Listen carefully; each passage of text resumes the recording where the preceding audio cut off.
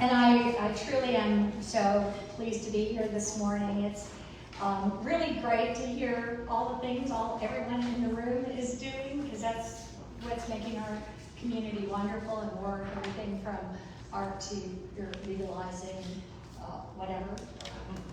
Health, all right, sure.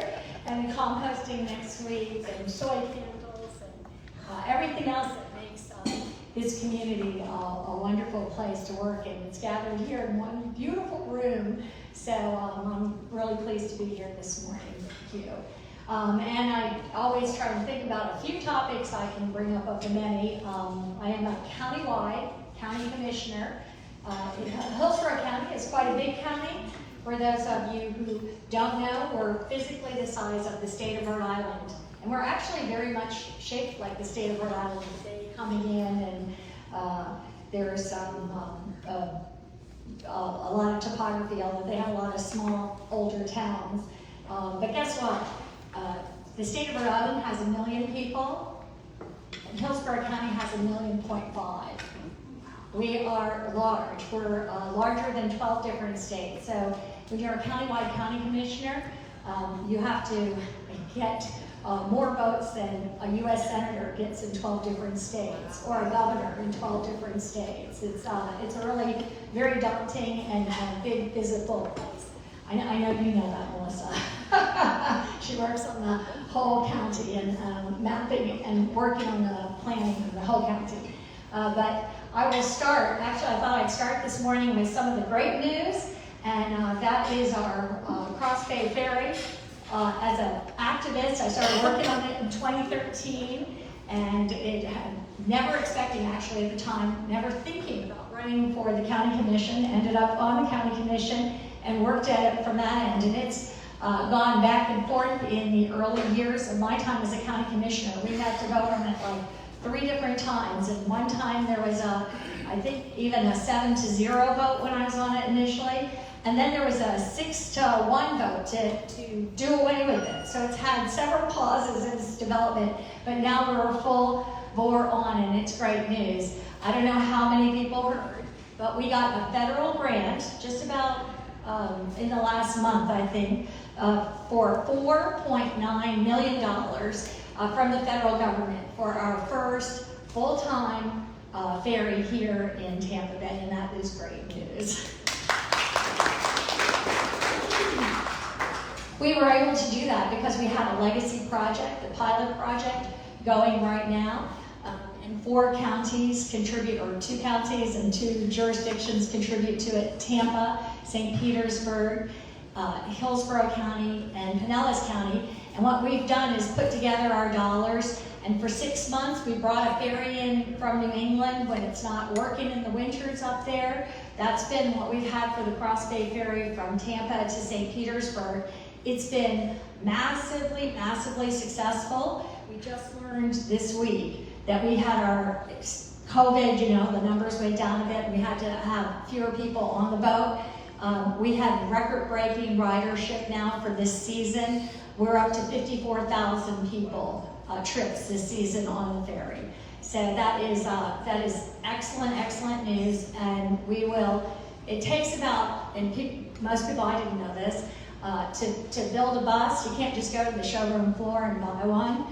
To get a ferry, usually they're about 2 years in ordering and engineering and getting in. So we'll see that ferry, and we're looking, right now we have a 149-seater. We're looking for a 349-seater that I think we're going to be able to do that.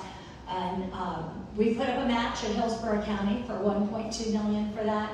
It will be a game changer here. But the original ferry system, and the one that we're still working on now with design, engineering, and permitting, would be a 4-boat system. And the ferries would go during the day from East Hillsborough County, where there are thousands and thousands of workers that work at McDill, that live in Brandon and Fishhawk. They come around for an hour every morning. As any of you know who live down by the gates, they pile up at the gates there We've had our issues with Bay Shore being used as a super highway from commuting and people coming across. It will really transform all these people. We have, by the way, a very strong bus system working, carrying lots of people every morning from there and back in the afternoons. We have a van pool that has more than 100 vans that are subsidized coming around, but each of them have to take the roads and come back and forth and create traffic every morning and every afternoon. We're also, in the evenings and weekends, we're looking at, and I realize that now that this is an older map that I have out here, but we're looking at not only the Tampa to St. Petersburg ferry, the evenings and weekends. That's the one that we've had now that's been so successful. It's about 50 minutes there. It's about 13 minutes to go across the water here. And we're looking at actually a 3-ferry or a 3-point system that would go from South County, St. Petersburg, and Tampa on the evenings and weekends. So it's a very exciting, it's going to be a few years in design, permitting, engineering. We're going to have to come up with some dollars. Our Congresswoman, Kathy Castor, who championed the way for us to get that federal money for the $4.9 million for the ferry, called the other day to get everything information because they're going to have to build a terminal at the MacDill Air Force Base, and she is looking for the dollars to do that in the Defense Act. So that would be another big piece of the ferry that we're moving along on. So it's really coming along.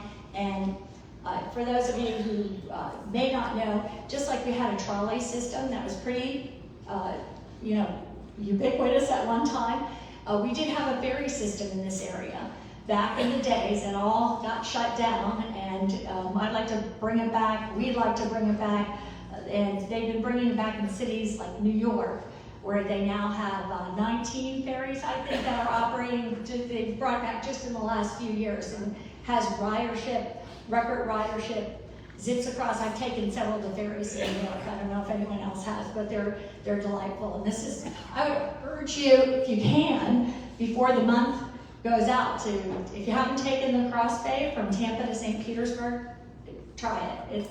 It's a delightful, wonderful trip. I went over there and checked out the pier, and I always have a good time on the ferry.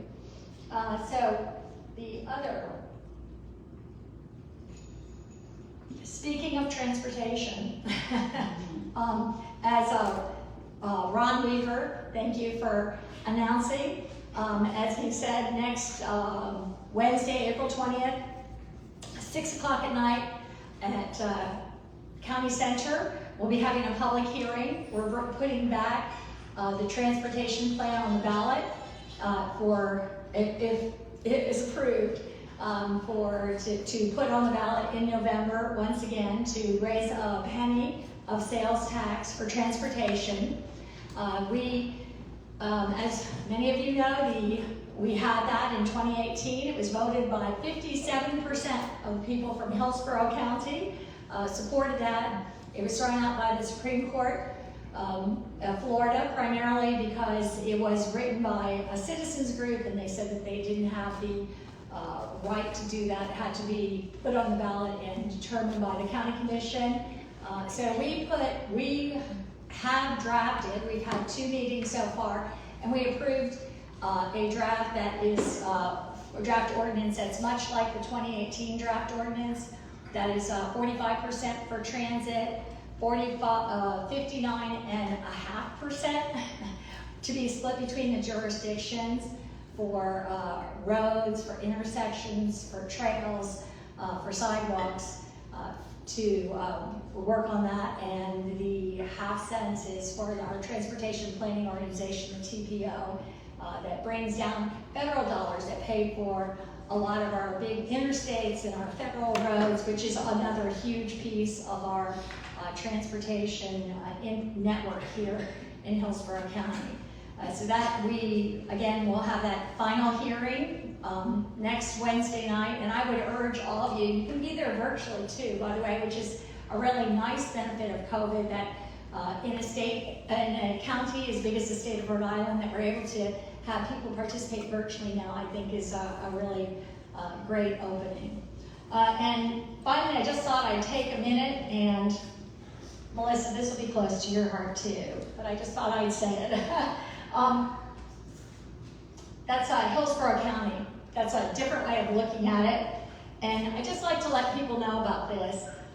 These blue lines around here, this is the urban, what's called the urban service area, and that's where we're trying to focus and concentrate development where there's some infrastructure in place. And out here is where we're trying to have lighter development, rural agriculture as a matter of intent.